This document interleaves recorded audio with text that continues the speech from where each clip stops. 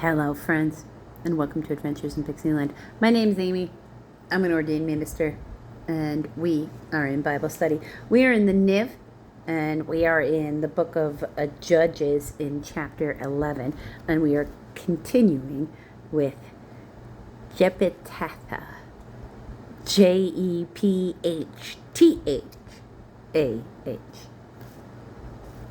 And don't quote me on that. That could be completely said wrong.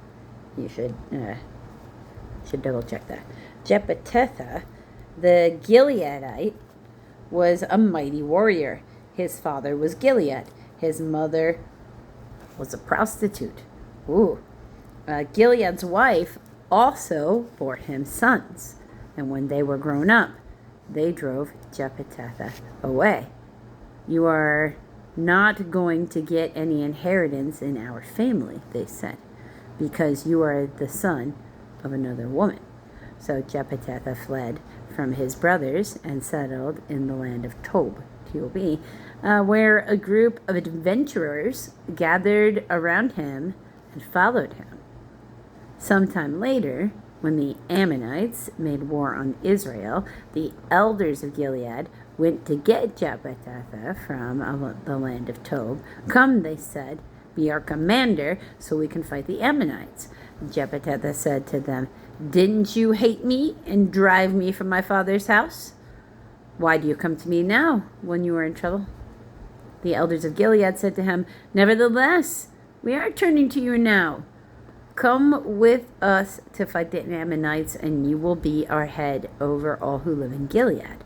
Jephthah answered, "Suppose you take me back to fight the Ammonites, and the Lord gives them to me. Will I really be your head?"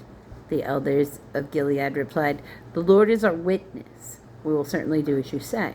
So Jephthah went with the elders of Gilead, and the people made him the head and the commander over them, and he repeated all the words before the Lord in Mizpah. Okay. Then Jephthah sent messengers to the Ammonite king with this question: "What do you have against us that you have attacked our country?" The king of the Ammonites answered Jephthah's messengers, "When Israel came up out of Egypt, they took away my land from the Arnon to the Jabbok, all the way to the Jordan. They give it back peaceably." Jephthah sent back messengers to the Ammonite king, saying, "This is what Jephthah says: Israel did not take the land of Moab or the land of the Ammonites.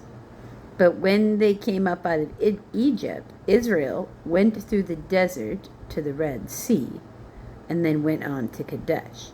Then Israel sent messengers to the king of Edom, saying, 'Give us permission to go through your country.' But the king of Edom would not listen. They sent also to the king of Moab, but he refused. So Israel stayed in Kadesh. Next they traveled through the desert, skirted the lands of Edom and Moab, passed along the eastern side of the country of Moab, and camped on the other side of the Arnon. They did not enter the territory of Moab, for the Arnon was its border. Then Israel sent messengers to Sihon, king of the Amorites, who ruled in Heshbon, and said to him, 'Let us pass through your country to our own place.' Sihon, however, did not trust Israel.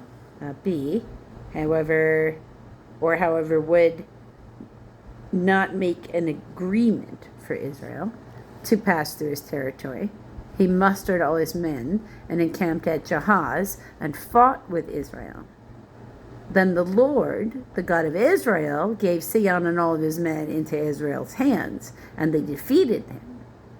Israel, who took over all the land of the Amorites who lived in that country, capturing all of it from the Arnon to the Jabbok and from the desert to the Jordan.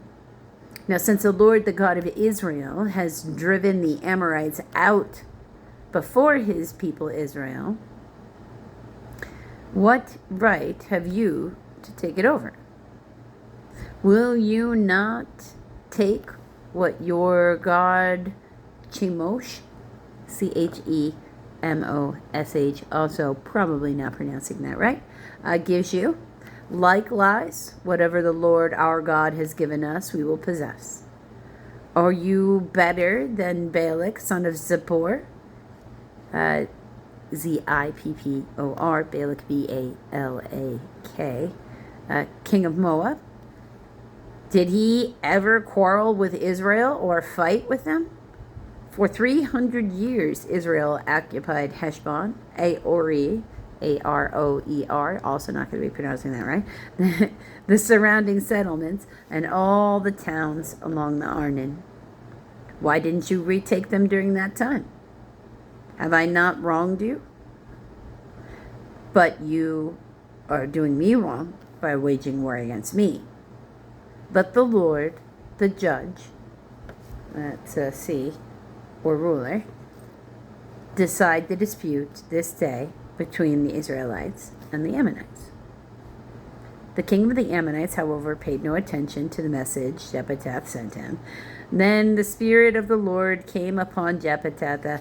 He crossed Gilead and Manasseh, passed through Mizpah of Gilead, and from there he advanced against the Ammonites. And Jephthah made a vow to the Lord, if you give the Ammonites into my hands, whatever comes out the door of my house to meet me when I return in triumph from the Ammonites will be the Lord's, and I will sacrifice it as a burnt offering. This is going to be your reminder from your pastor not to make foolish vows that you don't need to make. Then Jephthah went over to fight the Ammonites, and the Lord gave them into his hands. He devastated 20 towns from Aroer, Aroer, to the vicinity of Minnith, Minnith, as far as Abel Keramim, Keramim. Thus Israel subdued Ammon. When Jephthah returned to his home in Mizpah, who should come to meet him but his daughter, dancing to the sound of tambourines. She was his only child. Except for her, he had neither son nor daughter. When he saw her, he tore his clothes and cried, "Oh, my daughter, you have made me miserable and wretched, because I have made a vow to the Lord that I cannot break." "My father," she replied, "you have given your word to the Lord. Do to me just as you promised. Now that the Lord has avenged you of your enemies, the Ammonites. But grant me this one request," she said.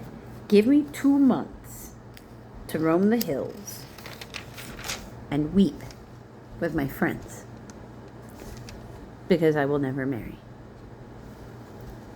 "You may go," he said. And he let her go for 2 months.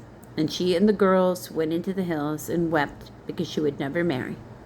After the 2 months, she returned to her father, and he did to her as he had vowed, and she was a virgin. From this comes the Israelite custom that each year the young women of Israel go out for 4 days to commemorate the daughter of Jephthah the Gileadite. I know, it's such a sad kind of bummer ending, right? Always makes me feel that way too. What a terrible thing.